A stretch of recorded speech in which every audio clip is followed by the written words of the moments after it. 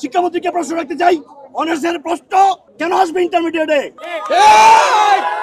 ওনার উচিত ছিল, ওনার বিগত দিনের অভিজ্ঞতার আলোকে উচিত ছিল এই পরীক্ষাগুলোকে বন্ধ করে ওদেরকে পরবর্তী পর্যায়ে সুযোগ দেওয়া। উনি এটা করেন নাই।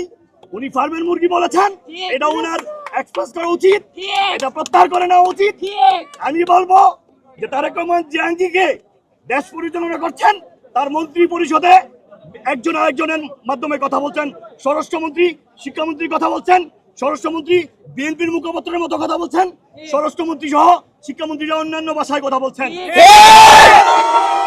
আমরা জনাব তারেক রহমান, উনি প্রজন্ম থেকে প্রজন্ম মন্ত্রী, অর্থাৎ জিয়া প্রধানমন্ত্রী ছিলেন, মন্ত্রী ছিলেন, তার মা ছিলেন মন্ত্রী, তিনি হয়েছেন প্রধানমন্ত্রী।